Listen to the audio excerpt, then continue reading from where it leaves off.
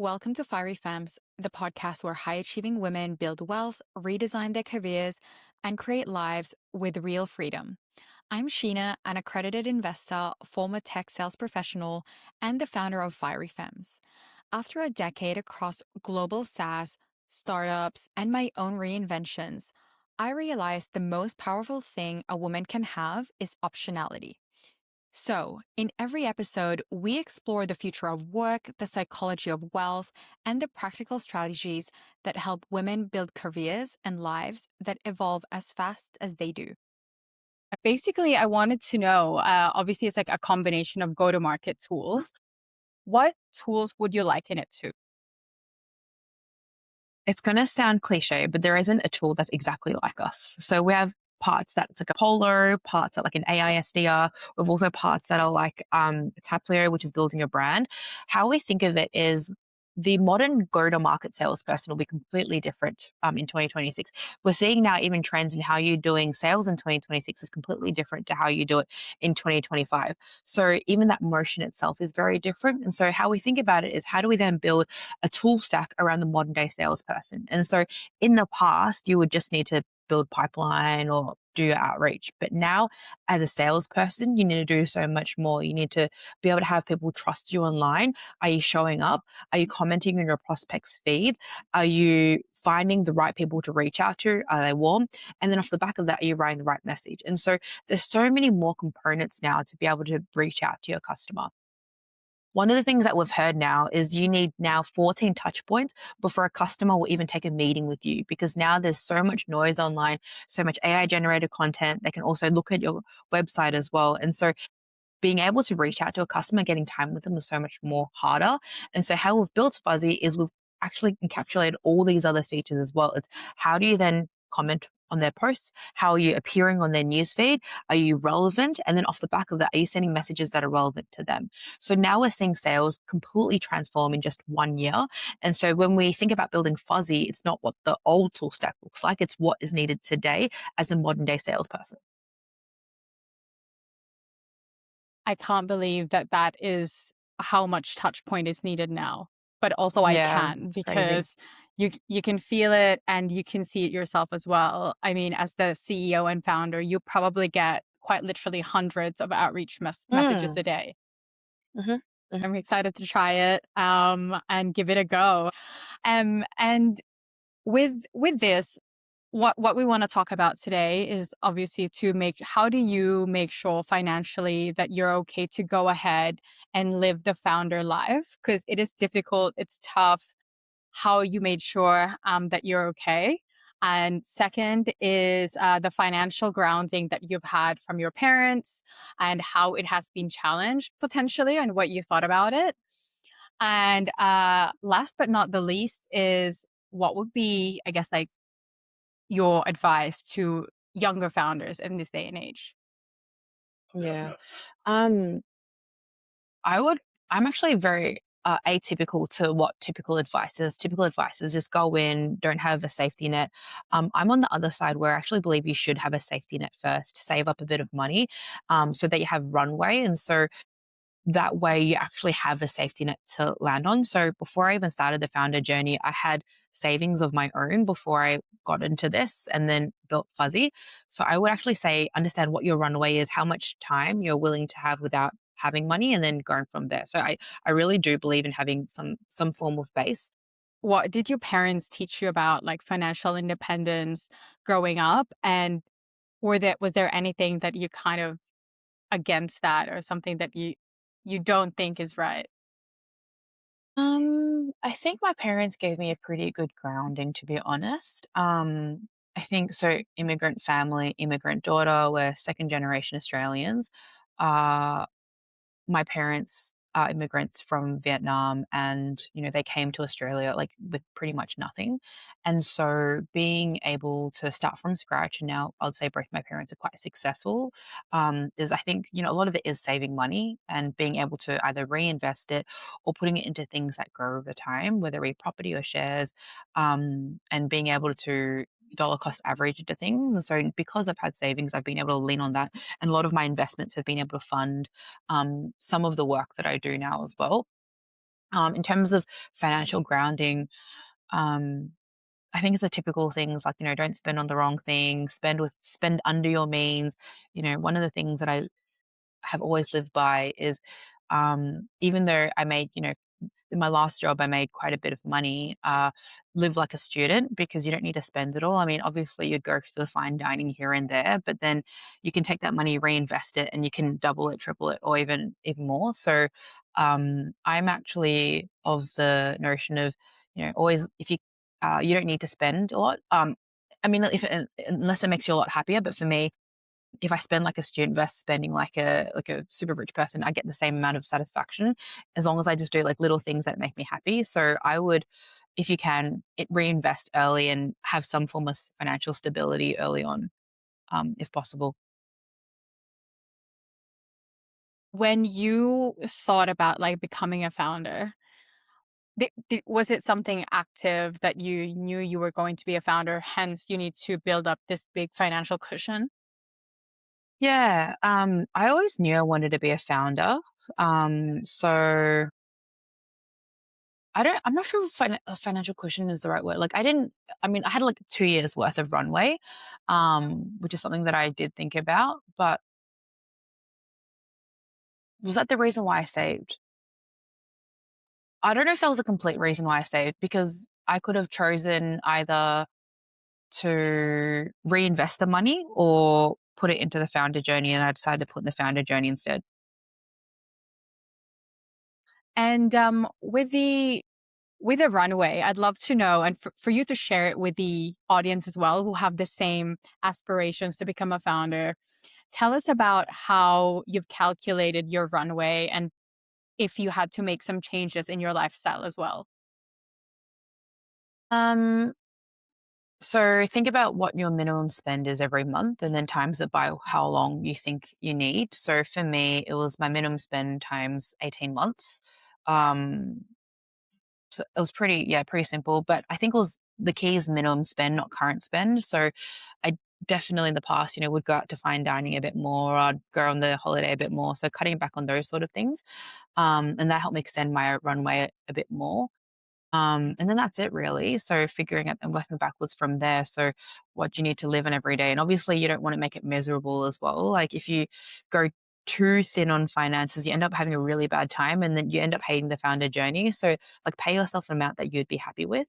Um, and then, yeah, and then also give yourself a deadline. Like, are you hitting the milestones over each month? If you're not, then, is this still the right journey for you? If not, should you go back to working? And being really honest with yourself is this is the right path that you should pursue. And are you actually hitting those milestones? And if you're not, then, should you be considering a job? One of the things that I don't know if this is helpful, but one of the things my a mentor said to me was, people spend 7 years to go to law school to become a lawyer, but people don't necessarily spend 7 years to figure out how to be a startup founder. And he said there's no startup founder he's met that spent 7 years that hasn't made it to a million. And so, if you take that in perspective, do you want to spend the 7 years?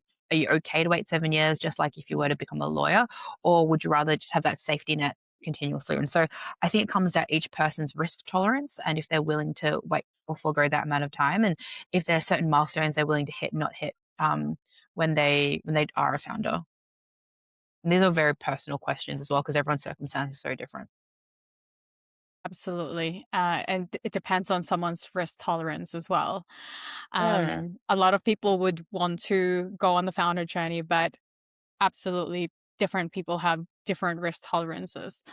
And it's amazing to hear that for those people who are thinking about becoming a founder, or getting a law degree, medical degree, for 7, 10 years, and wh- how long you're willing to persevere and eventually get that pot of gold in that journey.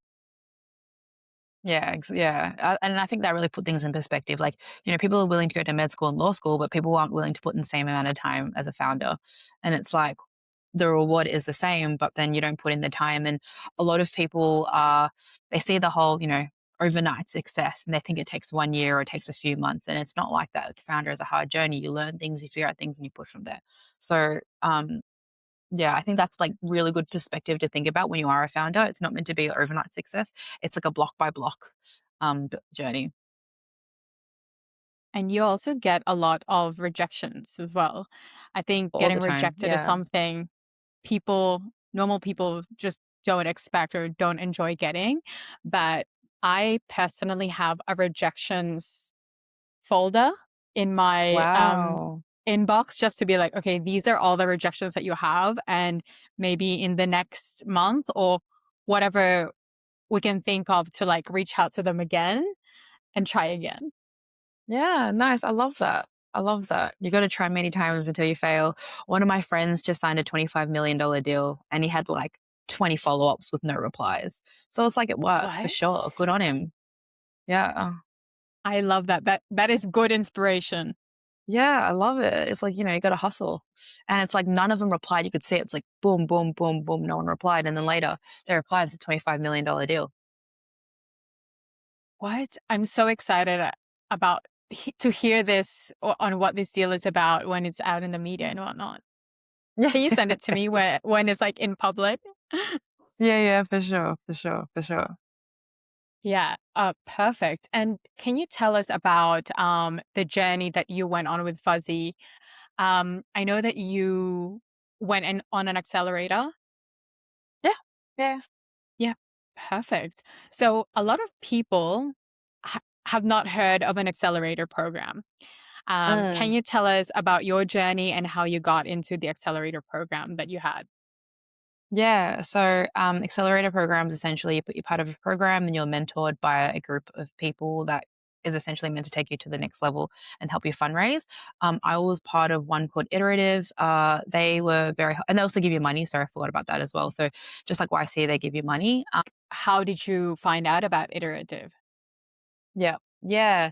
So I'm a big believer in learning from very smart people. And so when I started the founder journey, I just started going to events and listening. And I think a big part of me is I just wanted to be around very intelligent founders. And so Iterative, funnily enough, it's actually one of Southeast Asia's best accelerators. And I didn't know that at the time.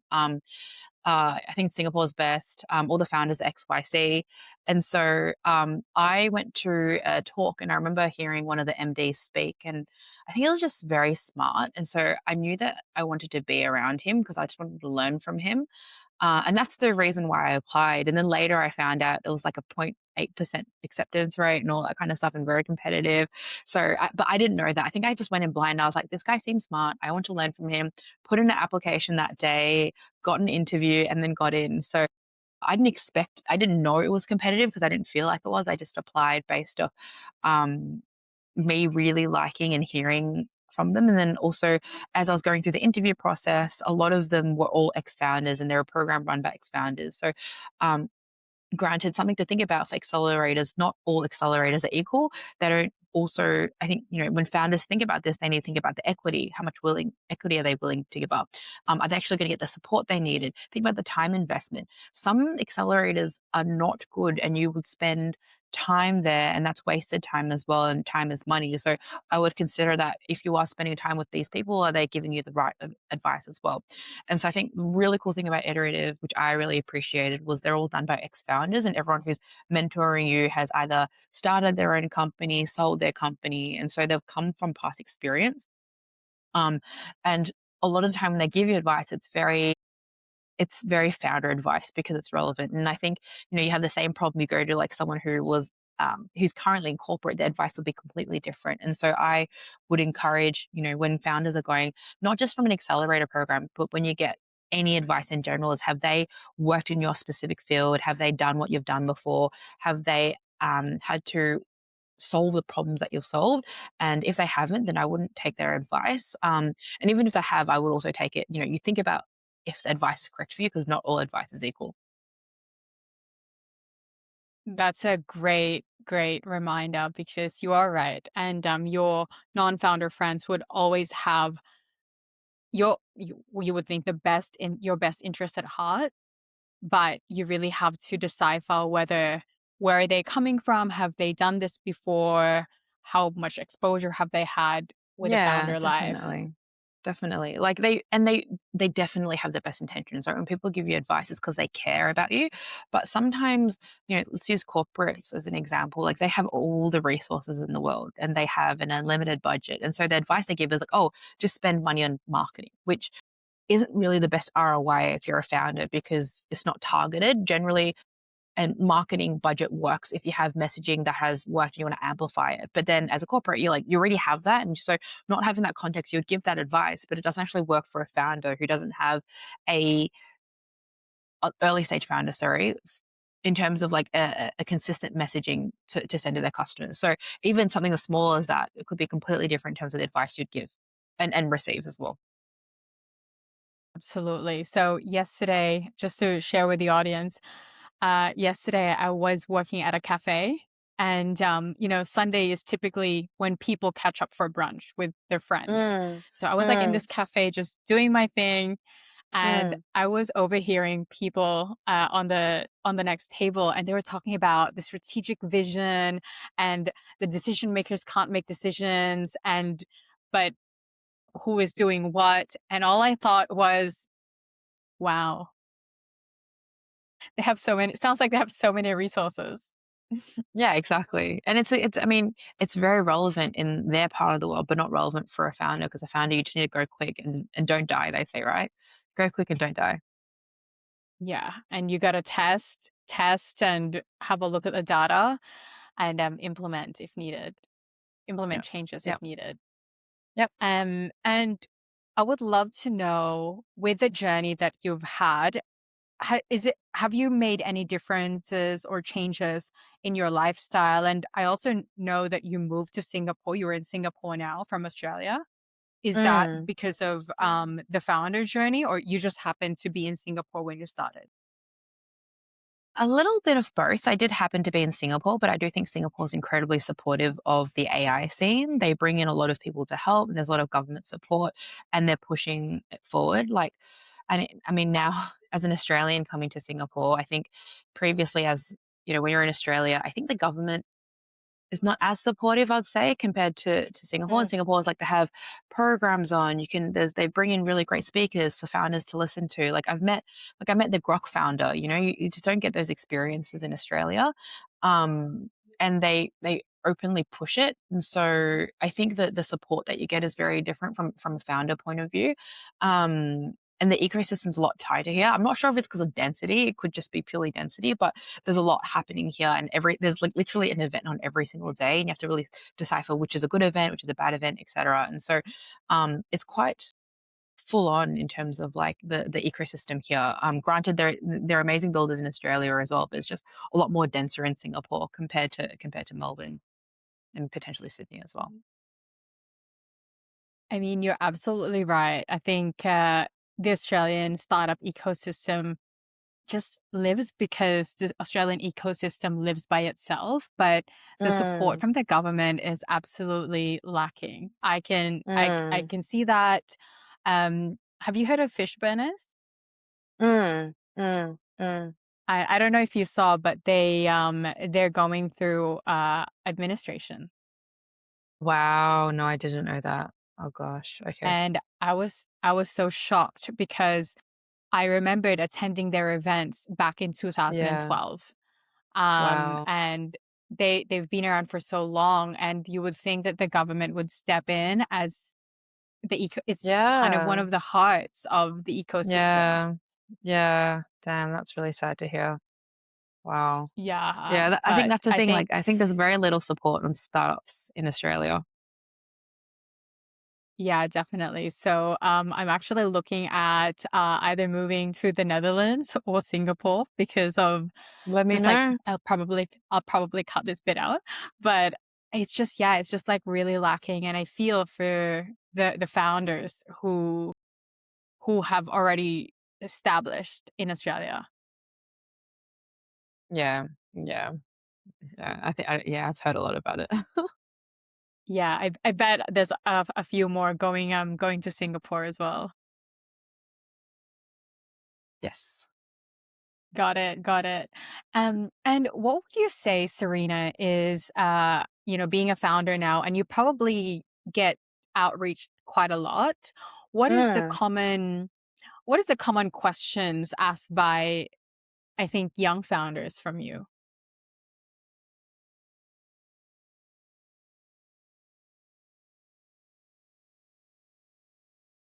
I don't think a lot of young founders are outreach to me, actually. I think more it's to test their product. I think that's probably the main one. But are you like in terms of advice or like I think okay, actually, so advice would be the number one thing is like, what should I do? Which is such a broad question. But I always say just get started. Uh, the world makes it so much easier to build. You can vibe code anything now. You are literally the only person that's limiting yourself. So yeah, just it's not expensive to create a lovable. It's not expensive to have a Claude Code subscription. So yeah, I just get started, play around with it, build your thing, and then launch it. Build the thing, just do it, don't overthink Yep. it. And you're right, we Yep. have so many tools in this day and age. Yeah. Well, that's one of the things that we're hoping to solve at Fuzzy is to have less tools. And so that's one of the things that we think about is how do we make it easier for our user, have remove all these different tools so they can just focus on the one. Our AI agent helps you do the whole stack from the complete top of funnel. I am so excited to get my hands on this because I was Yes, I'm literally just excited. thinking about, I'm like, okay, so back in the days, I was using LinkedIn Sales Nav, Outreach, Send Bloom.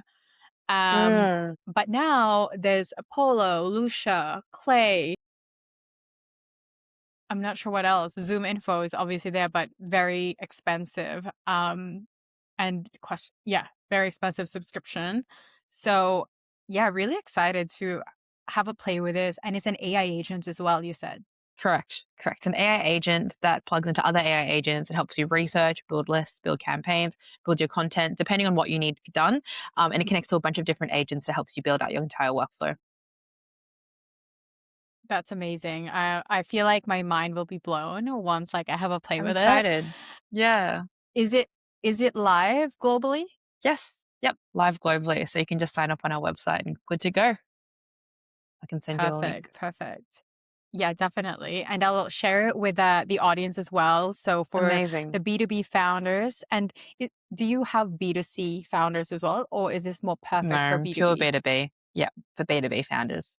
So There founders who you are go. focusing on LinkedIn, email, that's the channels that we primarily focus on. Absolutely perfect. So B2B founders or B2B hiring managers. I Yep. know a lot of my Yeah. audience is predominantly female working in tech, so have a play. Um, and I would love to know as well, Serena, you probably have heard of a lot of advice for women, Mm, whether it's like advice for founders, female founders, or as uh, women in young corporate career. But if you meet someone who is 20 years old and they ask you what career advice would you give them? embarrass yourself more.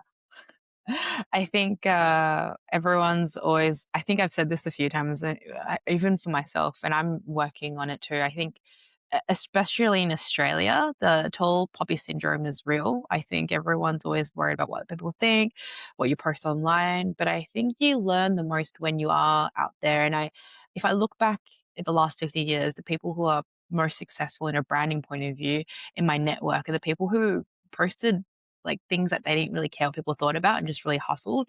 And so don't overthink it. Just embarrass yourself more, put yourself out there. And then the second thing would be just build it and just do it. Don't overthink it. I think most people spend more time overthinking it than doing it themselves. I'm guilty, very guilty. Exactly. Yeah. It's not uncommon. Do not worry. It's not uncommon. Yeah, I wanted to ask you, is this showing up online? Your main channel is LinkedIn, correct? Correct. And how long do you overthink things before posting, or do you not overthink now? I mean, I still do it sometimes. Um, but then like 6 hours overthink. I just try to get it done in the day because otherwise I'll forget. I used to take like months. Now I'm just like, no, I won't let it happen. Yeah, I know it's so bad because I would overthink like, what if someone thought this about me? Now I just don't care. And I realize, you know, what you realize is like people don't. care anyway. And if anything, they're happy for you. And if people who do care, it's kind of like, well, doesn't really like, do you want them in your network anyway? So, you should surround yourself with people who are supportive, and people who are supportive will be supporting you. So just do it. And it's okay to embarrass yourself. It's okay if, there are a bit less likes than normal. It's okay. I find that my best customers are the people who've never liked or engaged in any single one of my posts. Yeah, so just do it, because you don't know who else will show up. I agree. Yes to this so much. I personally still get it where I'm concerned about the vanity metrics, but I recently held an event. It was a paid event, and I've seen people who have not they've purchased, but they have not liked any posts whatsoever, Yeah, no exactly. comments whatsoever. They've told their friends, they brought their friends, and I'm just like, oh, it works. Yeah, exactly, exactly, exactly. Like, some people are like, "Oh, I've only got 5 likes." I'm like, "Don't look at the numbers, like, that does not matter." Like, look at who actually what sales you're getting off the back of it, that's the most important. Do you schedule content like way in advance, or do you just post every day? It depends. Sometimes I just have a thought and then I post it, sometimes I schedule it, so I do a mix of both. Okay. I'll definitely schedule after our call right now because that's something that I have like put way in the back burner, and this is such an Do it. inspiration to just do it, Yes. get it Just done, do it. Yep. and Don't you just overthink it. don't know what opportunity comes out. Exactly, exactly, just do it. And if anything, if it doesn't go well, you can just repost it. Oh, something that might be interesting. I've posted the exact same thing at 2 different times, and one of them had 3 times more likes than the other one. So, like, you know what I mean? You could post the exact same thing, but it just happens to be the time of day, and you might get way more engagement in one than the other. So, yeah, don't overthink it. Just do it. If it doesn't work, you can post it again another time, and you might get completely different results. Well, this is an inspiration. So that's your tip for 20-year-olds is embarrass yourself more, get out there more often, do it, just take Yep. advantage of the Don't over time that you have.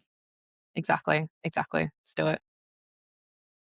And obviously, Serena, we've had the experience with digital transformation, cloud, and now there's AI. A lot of graduates are worried about what the future looks like. Um, Based on what you've seen, what do you think AI will bring, and where should they position themselves as workers and employees, or um, when they're just starting their careers? One of the things that AI won't replace is creativity and strategic thinking. I would encourage every single graduate to start creating stuff, and think creatively and differently. One of the things that, when I hear in interviews, like, oh, I've just used AI to do it, I think that's good. But then you tell me your thought process. If someone says, I just use this skill, this skill, this skill, but I'm like, okay, what did you change? If they can't, actually, do you know what skills are before I go into the, Yeah, yeah. So in people use Claude, these right? skills. Claude, so all of them have them now, and they'll say, "Oh, I have this skill," which essentially means an instruction manual. If they don't tell me that they've edited it or changed it or thought about what works and what doesn't work, it actually shows the ability of someone's problem thinking skills. And so I would actually encourage all the graduates to, like, okay, yes, use Claude and use skills, but then how are you doing it differently?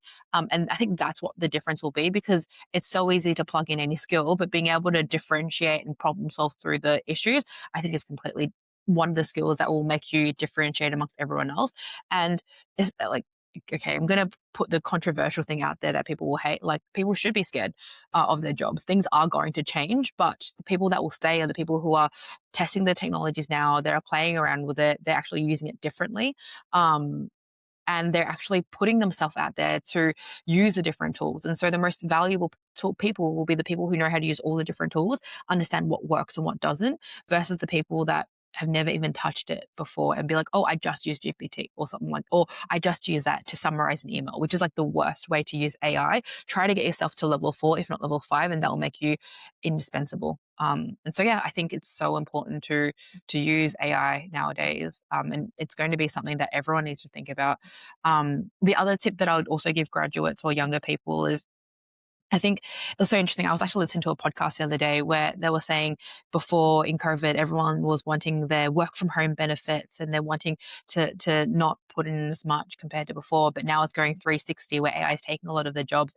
And a lot of people haven't had jobs for about, 6, 18, 12 months. And so 12, 18 months. And so if you are a student that hasn't had a job, like, can you volunteer your time? Can you get the experience? And even if you have, a bit of experience, if that gives experience gets you an opportunity to like even a job there or the next job, I would take it.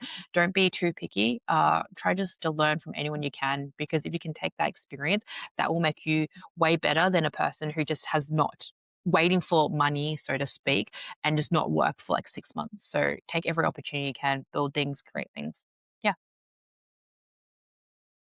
That is golden, and I can't believe that people are being choosy as well, especially if you're a grad. I feel like when I was a grad, I'm just like, any job will Yeah. do. Yeah, Have your exactly. foot in the door. Exactly, exactly, exactly. And I think we're seeing it. I think 6 months ago, maybe 8 months ago, people were super choosy, and now they can't be. I'm hearing Stanford grads that are been unemployed for 6 months. Like it's I'm hearing it from straight from the valley. So it's definitely a thing. And so there's a joke where they're like, oh, they're gonna apply for an accelerator instead before they find a job because they can't find a job, which is kind of funny. Yeah, Yeah. I get the joke. um, I actually worry for universities as well because Mm, I don't. I applied for like a university a master's program earlier this year, and I just thought, how relevant is this going to be? yeah. I'll be Am I honest. I just don't think it going? would be. I don't think it will No, be, if I'm honest. By the time they the learn it and they get the content, that's already 2 or 3 generations behind. Things are moving at a every few days. It's not even like a week now. And so by the time someone puts it into a syllabus, that's 6 months behind. So, yeah, I don't know, but I'm a bit maybe because I'm it's dealing with okay. all of this every day. I already dropped out. Okay, good, But good. basically it was like the first subject, and I thought it's one of like the top universities in Australia. This is gonna be great. It's gonna be groundbreaking. I just want to learn. And I get there, and it's basically poor user experience. There's no interaction. The students were, I don't know why they even were there because they weren't interacting Mm, with each mm, other. mm. The curriculum was really old school, and I Yeah, knew that see? whatever it was asking me, I could plug into Perplexity or Claude and get the answer faster. Yeah, yeah, yeah. And then I looked at the ROI, potentially what this could lead me, and it was just not there. Yeah, exactly. Good. I think you made the right decision. You're saving your time and money. And I was just thinking, I'm so glad that I had uni like years and years ago. That was amazing. And it was like on campus. The people were, I think, like socially they could deal with each other. And like just the learnings. But I question what university will look like down the track and how people Mm. will continue to learn. Yeah. Yeah. I don't know if university will be as relevant in a few years. Let's see. I heard that some universities are actually putting their MBA on discounts because there's not as much uptake as what it Interesting. has. I think I think one thing MBA does do though, it's a really great networking opportunities because you've got really intelligent people who've done because a lot of MBAs you need to have minimum years of experience and you need to get into the program. So I do think from a networking perspective, it's great. But other than that, like from a knowledge point of view, like yeah, like you said, you can just plug into Claude. Claude can teach you. You probably have an accelerator course as well, and it's delivered in your learning style as opposed to like a book that you might not read. And so yeah, being able to learn through Claude GPT, Google LM, Google Notebook LM is way better than what you would have going to school. I think anyway. I actually think that another hack is going to an accelerator. Yes, definitely, definitely. Yeah, actually, no, no, that's a really good point. So I think again, I would preface this with the right accelerator, because I don't think all accelerators are equal. Going to an accelerator, having the right people teach you things, definitely. You don't have to make the wrong mistakes and waste years of time. I'm interested to hear which are like your top tier accelerators.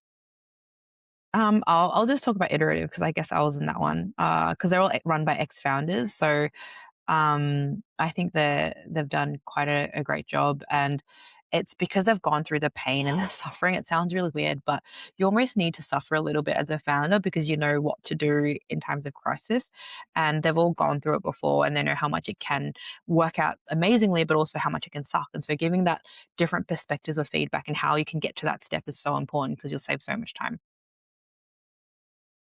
Yeah, absolutely. I think having that support from Mm. someone who have gone through the journey, have embarrassed themselves, have had those nights where like the product's just for some reason not working, cash flow issues, like they know the thing, tax issues. Mm.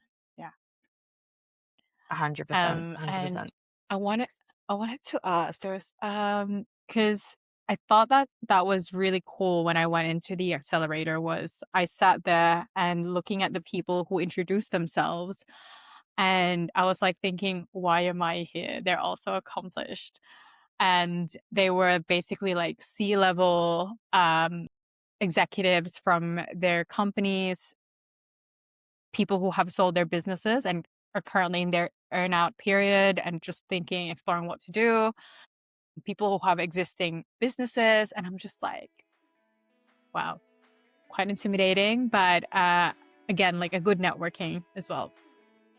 Yeah, and that's such a, I'll just put out there, like a female thing to feel. I feel like guys would never feel that, but yeah, you'll know that, you know, a lot of time people with these big titles, big experience is just luck, and so, you know, if you put in the hours and time, you could be there as well and be the exact same position and title. This is very true. Thank you for the reminder. Well, you gave us your advice for 20-year-olds in their careers, and I've asked you so many questions. I really enjoyed our chat. I feel like there's so much more. When are you in Sydney next? Oh, I'm not sure. Maybe next month. Oh, sorry, August potentially. I'll let you know if I am. I might do a workshop there, but I'll definitely be back in Australia in July. My cousin and brother are getting married, so yeah, it'll be great. Amazing. Well, if I can help support you in any way, let me know. Yeah, thank you. And excited. And I'll be in Singapore in October. Oh my God. Okay, let me know. Exciting. Wherever we are, I'll buy you lunch. And again, thank you so much for being Thank in the you. podcast today. I really enjoy it, and I think a lot of people will be very inspired. Thank you. Hopefully it was fun. It was fun chatting to you as well, Sheena. Thanks, Serena. I'll talk to you later. Have a good day. All right. Thank you. Bye. Bye. Thank you for listening to another episode of Fiery Femmes. If this resonated, share it with a woman in your life because we rise higher when we rise together. Don't forget to follow and review. It helps more women access the tools and conversations that build wealth and confidence. For more career and financial empowerment, come hang out on Instagram and YouTube at Fiery Femmes. I'll see you in the next episode.